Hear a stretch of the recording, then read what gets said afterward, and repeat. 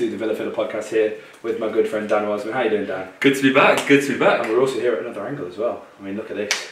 Doesn't get better. In the world. Doesn't get better. So we've been discussing the podcast recently, we've been really enjoying it, but we feel like we need to change up how we're doing the podcasts, how you guys consume them, stuff like that. So obviously we've upgraded to SoundCloud, stuff like that. You've got different ways of consuming the podcast, different mediums. But Dan thought, I can't take credit for his idea, that we should make the podcasts more topical. Obviously there's still going to be little bits of analysis and opinions on the game, because it wouldn't be a Villa podcast without that. Absolutely. But we thought we'd make the podcasts more topical, and there's nothing more hot right now, other than obviously the playoff push, than retro kits in the Villa community. Everywhere, aren't they? And Dan seems to have got a nice little graphic on here we are. Some of his favourite kits. We're going to go through some kits we've got now. We've not actually got our full collection here because we are up in Manchester, but we've got some absolutely gorgeous threads here. Some displayed behind us. We're going to run down some of our favourite kits through the time. Show you guys some kits that we also got in bargain from eBay as well. He's a master at this, Mate. guy. He's a master. So yeah, I've got a Hall of Fame which consists of a top 9. It's a peculiar number, but obviously 9 is such a famous number on the back of kits, so I thought maybe it makes sense. And I've also got 3 kits to form my Villa Hall of Shame. I'll be interested to hear what you kind of agree, disagree with. There's certainly some controversial choices in here which I feel like you guys can kind of engage with, and certainly you can, Dan. But I thought we'd kick things off, and I believe we've got the home kit from this season as well. It's the 1994 away kit, an infamous one. Divides opinion, the green and black stripes, big Muller logo. What are your thoughts, mate? When you see that, I think everyone outside of Villa would probably say it's one of the most ugliest kits in football. It's gorgeous, and we've got it down here actually. The home kit, kindly donated from my dad. There we go, get that on both angles. What a kit! It's an original one. It's not a score draw one. People have been getting this one on eBay quite a bit. So it's nice. I don't blame you. Yeah, I think already have this one. Yeah, I think the thing is like, I don't know about you, and I think this kit falls into that category where they're slightly more garish the more it seems to appeal to me. Yeah. Like, we've all seen those outrageous golden kits from the 90s. You know the ones I'm on about. Schmeichel done the few in his day when he was at Villa. Some outrageous cobber, but they kind of appeal to me. Yeah. I don't know about you. I think they're original, aren't they? And I think especially we're now sort of growing up in a generation where where it's all just sort of off the shelf from Nike and Adidas. You're getting a kit that Tottenham and Man City and Chelsea, it's all the same except the colours, obviously. So I totally agree, mate. We'll display this kit on screen. It's gorgeous threads, and yeah, people see it. People think of that Villa squad from that year. I mean, it's obvious because it's the Villa shirt, but that's one that I think a lot of people would remember, certainly growing up in the 90s as well. I think that one definitely falls into the most iconic Villa kits that we have, sort of like the instantly recognisable. One of the ones, I think it is one of the ones that score draw offer. In terms of like that kind of iconic array. Also, kind of falling into that category is this gem here from 1991 to 93. It's a rare one, the kind of Brazil themed third kit, the yellow one, with the big badge here. Yeah, falls into that category again. One that I like. Yeah, I'm a big fan. I don't know about you, but I've got amongst this list 3 home kits, 3 away kits and 2 third kits. I'm a huge fan of away kits. I get so excited for the Easter away kit, just as much, if not more, than the home kit. I don't know about you. But I think, especially over the years, we've had so many home kits that have just kind of been the same, especially in the Macron days. I mean, I'll come on to those later, mate. I will come on to those. I'm sure they're in the Hall of Shame, but the away strip's new. It's different. It's what other teams will see when you go to them. So that's kind of the last impression you leave with another away side. And there's always sort of videos on YouTube discussing Championship best kits or whatever. I think we made the top of it this season in some videos. But yeah, the away kits are gorgeous, man. And when you think we've had so many iconic ones, I know we're going to get onto the yellow Hummel one. Even this third kit, I mean, I'm a fan of third kits, as we know. My favourite one is that blue one from the 2009 season. What a beautiful, Ashley is on the back of that, mate. But yeah, even this, like, it's just nice. I mean, claret and blue is quite original. I mean, saying that, there's West Ham, Burnley, Scunthorpe, I think, playing claret and blue as well. but there's not that many teams. We think how many people play red, blue, but having that many kits, we've had so many claret and blue kits. It's nice. It's nice to see an away kit. Yeah, I feel like it's quite topical at the moment. It's interesting that we've chosen kits as the first topic because it's been quite a big factor of Villa's seasons. The whole thing with Luke, it's the first time they've ever had a crack at it. First time we've ever really seen. Because you are seeing that reflected in wider football in society, these kind of fashion brands trying to crack in. You're seeing that like PSG are quite, the kind of spearheading that movement with the whole Jordan kit. Oh, there you are. And so they're kind of pushing that movement. And our home kit this season was based on one of my personal, probably I would say my favourite ever Villa kit. It's this beauty. I'm sure Dan will put it on screen for you guys. The 1984 home kit. It's gorgeous across the front. What a beauty! Recently been remodelled with Alan Hutton. Yeah, absolutely. I feel like Club Shop published that one. Yeah, Luke did a really good job at it, mate. I'm not going to lie, and this is something that I first picked up on. But when you see the home kit, you're like, "Where's the blue sleeves? Where's that gone?" Because when we think of Villa kits, that's such an iconic. It's the carrot body. It's the blue sleeves. It's bold to go with the claret sleeves. But I have to say, I have that one amongst my other in my Hall of Fame. I've got the 1992,000 home kit. That striped bad boy. Paul Merson comes to mind with that one. You see it instantly, and then I'm loving that one, the 1998-89 home kit as well. That made it on our top 5 kits of Kitmas video that we did. Top 6, I think it was. I can't remember. I made the video. It's an absolutely beautiful kit, and the Club Shop do the replica. I think the classic football shirts have got it for like £200. I mean, I can't sink that much money in a shirt, but it's gorgeous. And it's not on your list, but the away shirt from that one as well, the blue and white stripes. Yeah, that was very close. I know it's the same pattern, but it's got an honourable mention. Shirt. Yeah, no, absolutely. And I think, and it says a lot as well. I think probably the kit that most backs up this point is that one behind us, the 1982 kit. For you, are your memories of a kit particularly defined by the players that wore it? So if it's a good era for the club, are you looking back on those kits quite fondly? Does that have a big play for you? Because I think personally, that design by no means is the most outlandish, not the most outrageous, certainly not the most creative, that kit in 1982, but is the most iconic Villa kit. And you can't help but feel like that is because we won the Champions League or European Cup in it, I should say. Yeah, when you what makes a Villa kit iconic? Is it just the design? Is it the team? Is it the players? Because as this kit, as we've said, as we've gone through this 93 one, I think of Paul McGrath.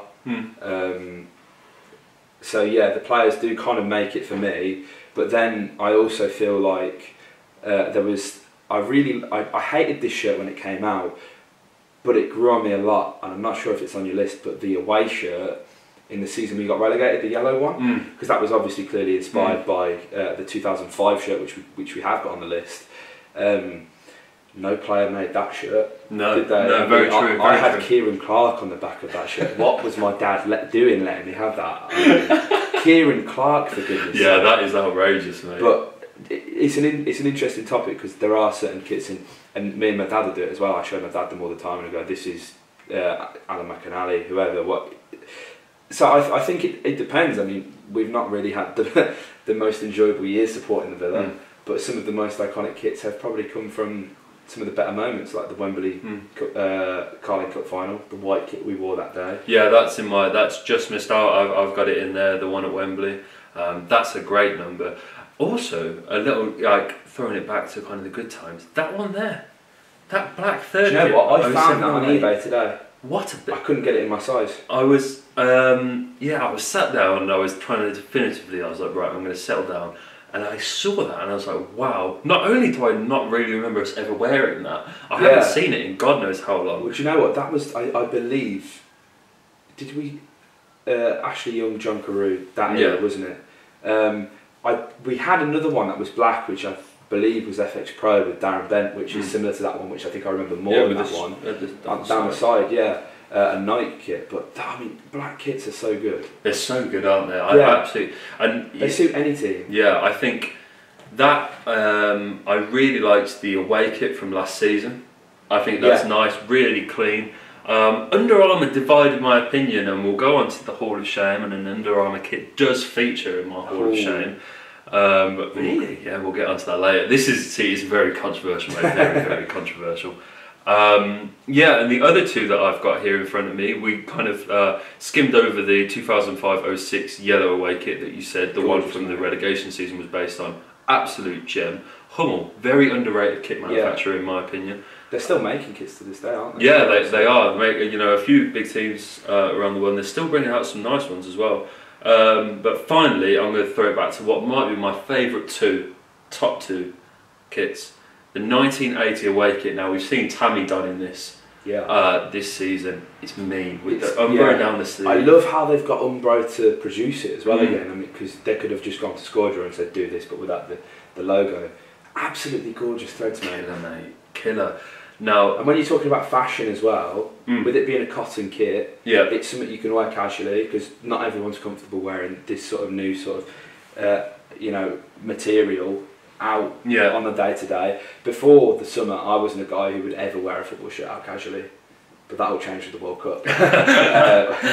But you know, so that for me, like, I'll wear this gorgeous number, this 1982 kit out because I believe it's quite smart. That again with the collar as well, man. The sleeves. I mean, that's a staple of Umbro, having the logo on the sleeves, on the cuffs. Yeah, and they've brought it back this season, haven't they? With Everton. Kits, there's Everton, Bournemouth. There's a few kits abroad. I think Girona as well. I've got Umbro manufacturing it really clean, mate. I think actually. I think they're quite underrated. Yeah. I mean, absolutely. They're doing. It's actually. I think it's the 92nd anniversary, and there's a big event on in Manchester. Teamed up with classic football shirts in Mundial, haven't they? And that looks really, but Umbro as well, I feel like I'd put next to Hummel as, when you're a kid, you kind of, obviously for the older viewers it's going to be a bit different, but for us growing up you want a Nike Adidas and begging, and you kind of like, I don't think I really appreciated how nice Hummel and Umbro and those kind of manufacturers were growing up as a kid, because they produced some great threads. My first pair of football boots were Umbro boots. You can't, the Speciales, mate, they're a great pair of boots. And Umbro it was actually that made my number one favourite ever Villa kit. But this is number 4. Yeah, this is unfortunate. I couldn't not ranked. Yeah, 1990-92. I'm getting strong Inter Milan vibes off that, mate. I am loving it. It's especially with the jackets that they've that have been coming out a lot on classic football shirts recently. The big sort of the storm windbreakers. It looks like that, and the huge sleeves and the stripes. I mean, on the shoulders.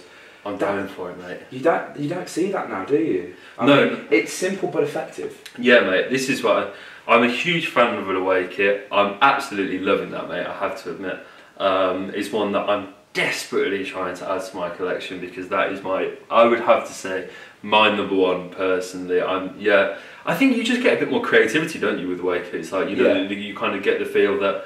Well, although having said that, this is one of the questions I wanted to bring to you. Quite interested. For me, if I was to say it, home kit should be claret and blue, away kit should be white, third kit, if there is one, should be yellow. Do you feel like that we should try and stick to that? Because that's traditionally more or less what it's been, isn't it? Yeah, I think the thing is, if they were to keep to the same colours every year, people wouldn't buy the shirts every year. So for a business, I understand why they have to, and people are like, do you know, I'm not going to buy a third kit, it's just a cash grab. Yeah, that's exactly what it is, but you know, you're supporting the club when you buy it. So for me, I don't really, unless the kits are just that bad, I'm a sucker for them, man. I bought every single one within the week that came out this season. I worked all summer, and then I suddenly had all my money, and then it just went on kits, and it just happened like that. And then I came up to Manchester and I had no money because of these kits, and then I got the Jordan kit as well. I'm a sucker for football kits, man. Yeah, mate, I can't stop, mate. But to be honest, I wouldn't mind if there was kind of a rotation, which, as I said, there seems to be a pattern over time, over 50 years of having a couple of yellow kits, a couple of white kits. I wouldn't be too bothered if they were to stick to it every season. If I'm being honest, I wouldn't buy probably the third kit every season if that was the case. As you said, as I've said, my favourite kit is the blue Nike one, which is based off a blue Reebok one, which recently we've seen pictures of Jack wearing as a kid. So if I can find that, I'll put that on screen as well. I'm trying to find that kit online, but it's quite expensive. What a kit that is! Yeah, I love that, and obviously blue is a big part of our history. It's more of a bonbon sort of raspberry blue. which I'm just a sucker for that colour, man. So I wouldn't mind if there's a bit of rotation. But you know, coming on to white kits, I think we'll take a quick break so we can sort out the camera. Absolutely. And then we're going to get onto something that you guys are going to love.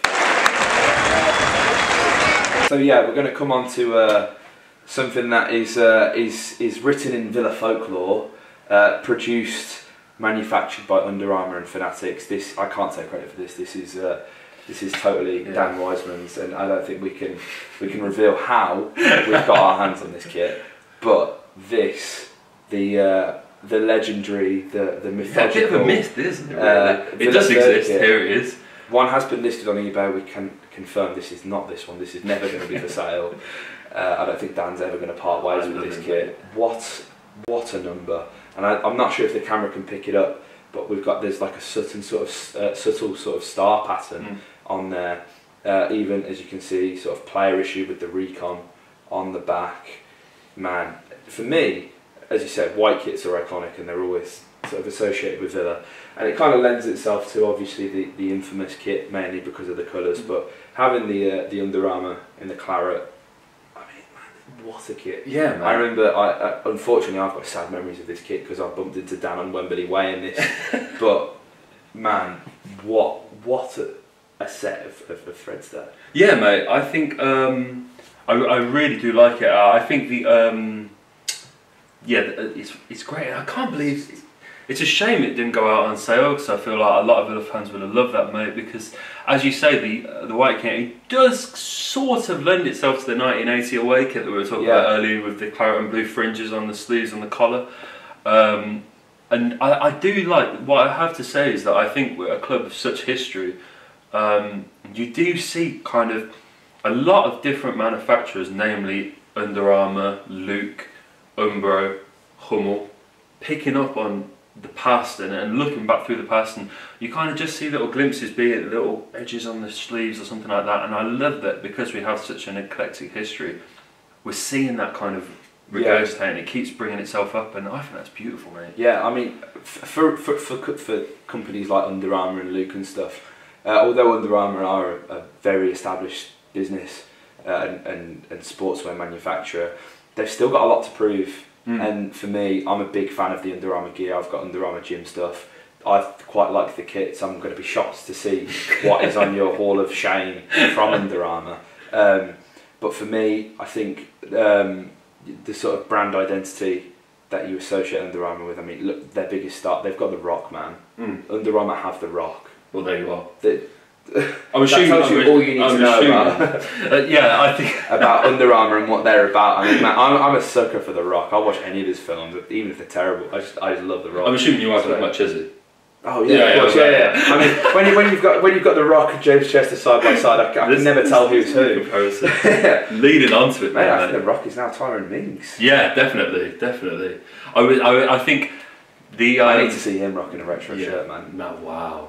Right, just to take a moment out of the kits, whilst we're talking about Tyrone Mings, did we see the picture that was put on Twitter of Tyrone Mings in recovery, boxes in his briefs?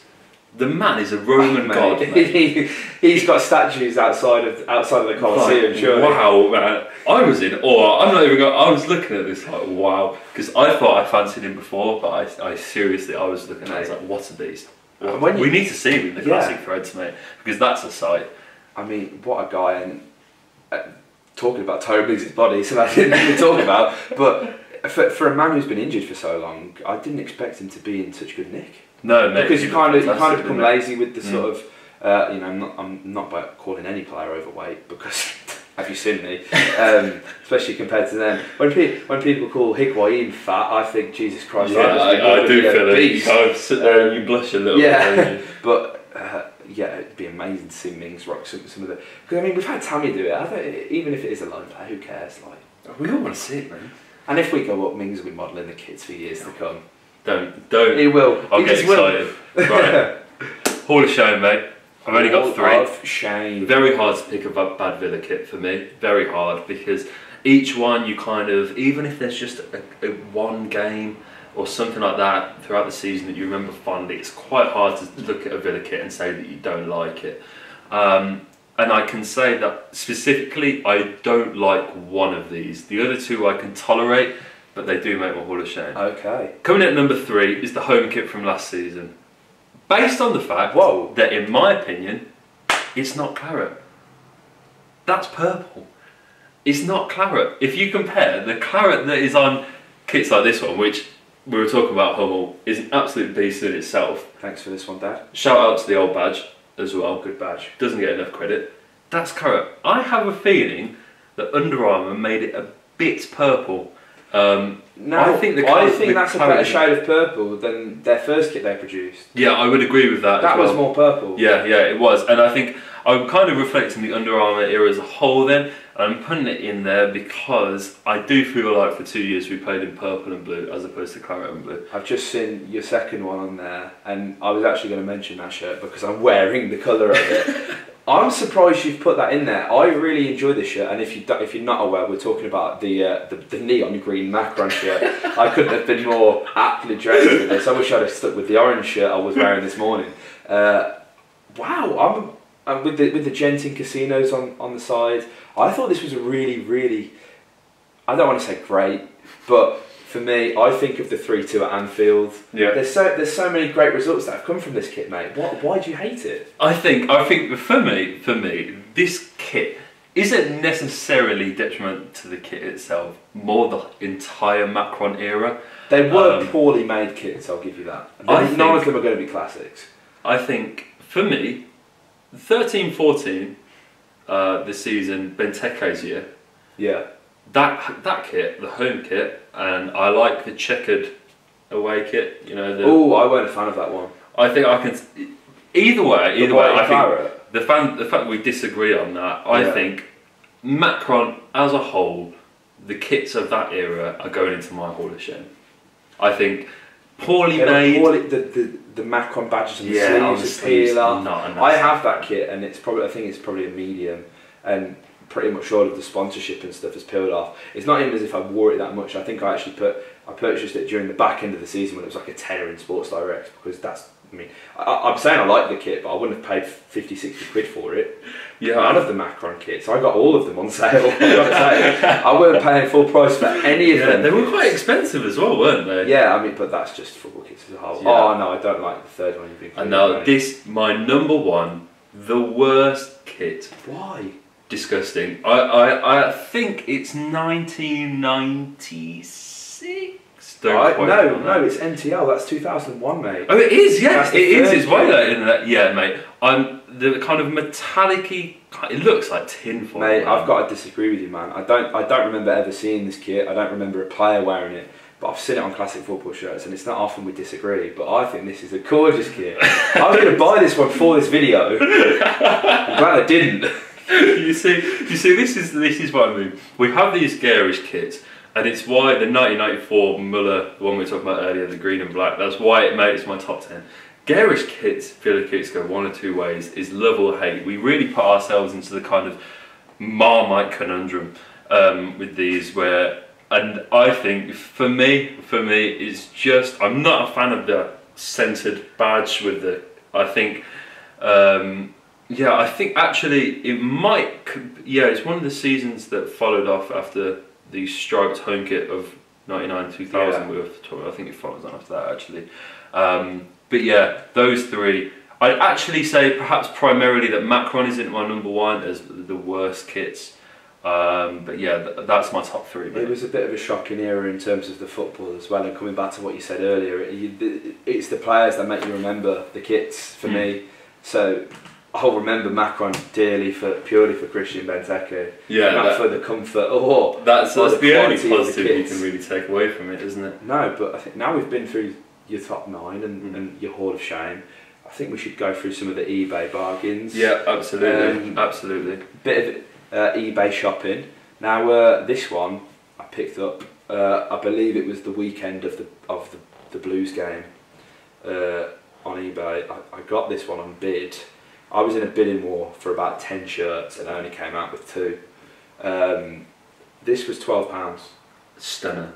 £12, mate. And I didn't notice until it came. You've got the details on the kit where it says the Villa with the lion.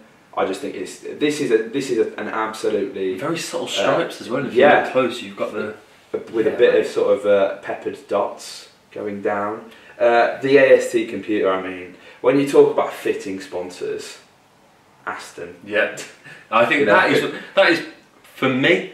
I think personally why these kits are remembered so fondly is because like the sponsor is such a crucial part of a kit, isn't it? I think you kind of, when you think of a kit being of good value, you primarily think of the design, but the Muller sponsor makes that kit there, in my opinion. I think without it, it'd be pretty average. Yeah, I think Asics as well is not particularly memorable make. The Muller They did sponsor, a lot of kits in the 90s for us.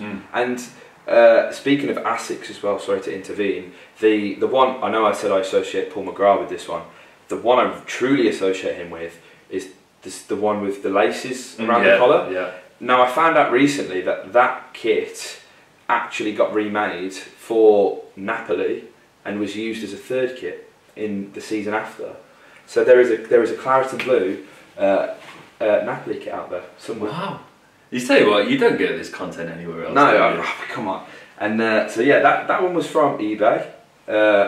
What a kit! And as I say, at the moment, all of us Villa influencers, if you could call us that, are inflating the price of classic shirts, because, as I say, when I was picking this one up a few weeks back, maybe even a month back now, I should have got so much more at the time than I did, because now they're really hard to come by. This one, say, kindly donated by my dad again. Hummel doesn't get enough clout, does it? No, this is what I'm saying, man. I feel like Bjarnason, be on the headphone, the reign of Bjarnason propaganda, unfortunately, looks like our tyranny is coming to an end. The dictatorship, statues are being toppled, the people are revolting. I'm losing Twitter followers as we speak. It's over. His departure is looking ever imminent, and so with the new wave of the Villa filler, I propose that we start Hummel propaganda. Mate. I think we're bringing it back. We've got every day. We'll be posting Hummel kits. We want the best of the best. They're doing some bits out there, and still to this day, mate, and have been for a long time. So yeah, Hummel. I associate that with the likes of Melberg, Juan Pablo Angel, and again, iconic players for Villa. Not necessarily legends, definitely cult heroes. And the reception they've got at Villa Park. I mean, I forgot the headband. Do you know what? Next podcast, if I can find it, we're going home this weekend. So I'm going to dig out my Juan Pablo I need you headband. in that Hummel kit with the headband. Do you know what? I'll get a wig on as well. It's going to happen, guys. Juan Pablo, oh my God, what a guy. But yeah, that sort of early 2000s era, so many iconic kits, so many iconic players. And for me, this kit is criminally underrated at the moment. I think the only person I've ever seen wear this kit is my dad, other than me. When I was a kid with the smaller one, obviously, the kit drowned me as a kid. But not like I feel like I know obviously a lot of classic shirts are coming back now. I'd probably say in a couple of years' time, because this one's quite easily accessible. A lot of the Hummel kits are. Yeah. That's gonna be a kit that everyone wants soon. Yeah, I'm 100% certain. Especially if it's printed with Angel, Melberg, Larson, whoever from that era. Maybe even Salman Salafu. Yeah, you got some gems around there, mate. Another one we got from Evo as well. This home kit. This is gorgeous. I wore this to Hillsborough the other day. First outing in it. It's a large. I believe it's a 40 to 42 chest. And I'd wear a large, typically for chest, shoulders. I could probably get away with a medium, but not in the chest. And it actually came quite small. It wasn't tight. It was just cropped almost. Yeah. So it kind of came just where I'm about comfortable a shirt being. I do kind of like the oversized for the people of Sheffield. I know, yeah, mate. I mean, do you know what, Jack, who runs the account? If you saw a guy throw his shirt in the air at Hillsborough, that was Jack, who runs Heart of the Holte. I didn't actually see him, but I saw the shirt fly. Yeah, that's all you needed to see, man. So yeah, but no, iconic kit. Again, interesting with the badge, how it kind of has another shape around it. Yeah, I was about to pick that out actually. It's different, isn't it? Yeah, the kind of wave, like the notion that you got going on. I think the collar as well. That's kind of very subtle. But the collar with all the different stripes and the V-neck, that's not something you see often in football kits, is a V-neck. It's bold to go with the V-neck these days. Really nice, yeah, mate, I like it. And do you know what? When I was I believe please correct me if I'm wrong, this is from 96 maybe. Now there is a kit which is virtually the same but with a collar that one of our writers, Dan Horton, commented saying was one of his favourite kits, I believe, from when we won the League Cup. It was either 95 or 92. Absolutely gorgeous kit, but it's virtually identical, same sponsor and everything, it's just the collar. And the Reebok logo was actually different, it's the same as the one on the blue kit, but it's an absolutely gorgeous kit. And what a way to sort of conclude the classic kits. Absolutely, for this podcast. Tomorrow, depending on when this is out, I believe it'll be today, we will be in Rotherham, me and Dan, watching the Villa boys, hopefully making it 7 wins in a row. We can't take this game for granted. No. At all. It's going to be a tough game. Rotherham's manager has outlined Grealish as being the best player in the Championship, which he knows he's going to get some thumbs up for from Villa fans. I think now everyone's going to suddenly support Rotherham as the second go team. easy on this play, isn't it? But you know, we've got to, these are the kind of games, as I say, we can't take for granted. We've got to win these games to be in the race. Last year was the first long win run we've been on in years, 7. We can match that if we win tomorrow or today, depending on when you're listening. Or if this has already happened, then let us know if we were right or wrong. So I think we should just do like kind of a Wayne's World style. We'll do 3 endings to this video. We've drawn, lost and won. Jack Grealish was great. Jack Grealish was shit. Jack Grealish was alright. Yeah, but mate, I think you look at that game, and it points to 3 points, doesn't it? You'd hope so. I don't want to get carried away. We know that we're now kind of entering a point where you don't want to get complacent. Just because you won 6 in a row, there's nothing to say, even playing someone like Rotherham, that you're going to make it 7. They've been a banana skin for some big teams. I know Derby beat them 6-1 the other week, but I think Sheffield Wednesday they managed to beat in extra time at home. So this is a team you can't write off. No, they came straight back up last season as well. Yeah, absolutely. You know, we all know what the little sides like to do against Villa. You know, they're not going to make it easy for us. We say this, and you know, it's a terrible cliche, and I can only apologise for using it. But there are no easy games in this league. No, there's not. You know, we as Villa fans know that better than anyone. We've made some real slip-ups in the past. We can't get too complacent. I feel like coming off the last game, I'm stuck between seeing it as we didn't play well, yet we still won. That's a positive. Finding a way to win. Yeah. It kind of sounds like, you know, the kind of drivel we'd hear from Steve Bruce, what Dino said afterwards, but I think, you know, he's right. The best teams find ways to win. Yeah, but absolutely. Even when they're not performing 100%. The performances need to improve for me. I think if we go to Wembley and play like we did against Wednesday, we could very much be walking out, you know, preparing ourselves for another season in the Championship. Yeah. The general performance has to be better. But, as you said, mate, we're still winning. If we go to Rotherham and we win 1-0, who cares? At this point, it's just about the momentum. We've got to keep ourselves going. It's going to be hard to keep our eyes on the Rotherham game when we've got such a big game coming up at Villa Park this weekend. It's a sellout, which we can only give everyone credit for. Amazing. Fantastic, that's what we want to see. Let's keep that going. I think we've got 2 more after Bristol at home. Yeah, we've got 4 big cup finals coming ahead after that one. Keep the support going. Yeah. If we're there in numbers, the Villa players keep their head, I think we're looking at a real positive end to the season, mate. The atmosphere at Hillsborough was incredible. It really was, and I've not felt an atmosphere like that at Villa for a long time, even being under the cosh for that long. The away fans were superb.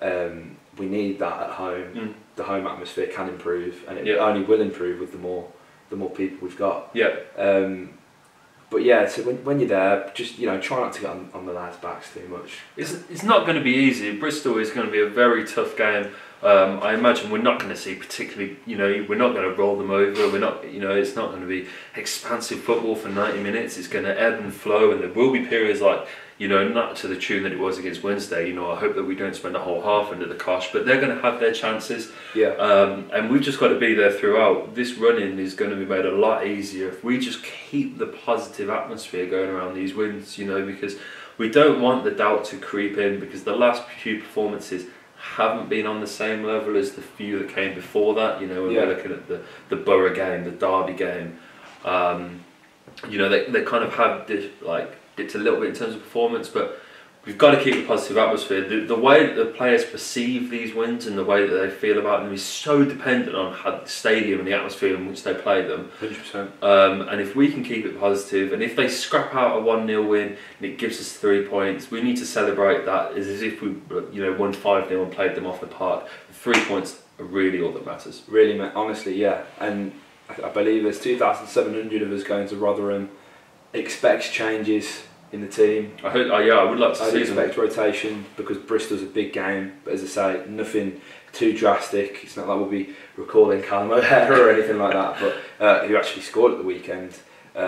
Sorry, Matt, if you're listening. Did you see that one tweet from a Carlisle fan? Yeah, getting in before he's big. Yeah. Wow, you're really talking about it. Do you know what? In last week, I went.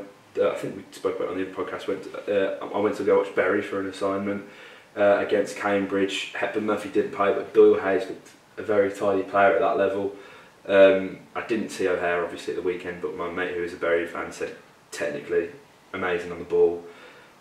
Possibly the only criticism he had of him was being a bit lightweight, but we can't help that, can we? At the moment, that kind of the strength will only come as he gets older. Just ask Jack.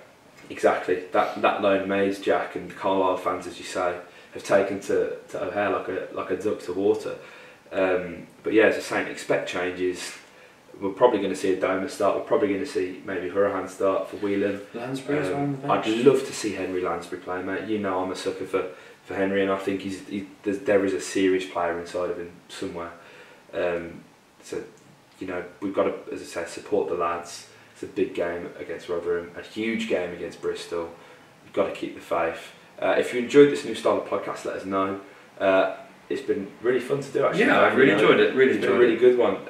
We'll have more topical podcasts to come. Also, if you'd like to see a video with all a collection of our Villa kits, we can go through our whole, from when we were yay height all the way. I think that'd be quite an interesting one. I think people would be into that. So yeah, if you enjoyed this podcast, hit the like button, comment your thoughts below, subscribe for more because we're closing in on 900 subscribers still.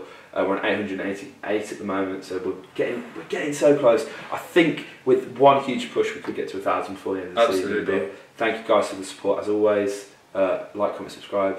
Up the Villa.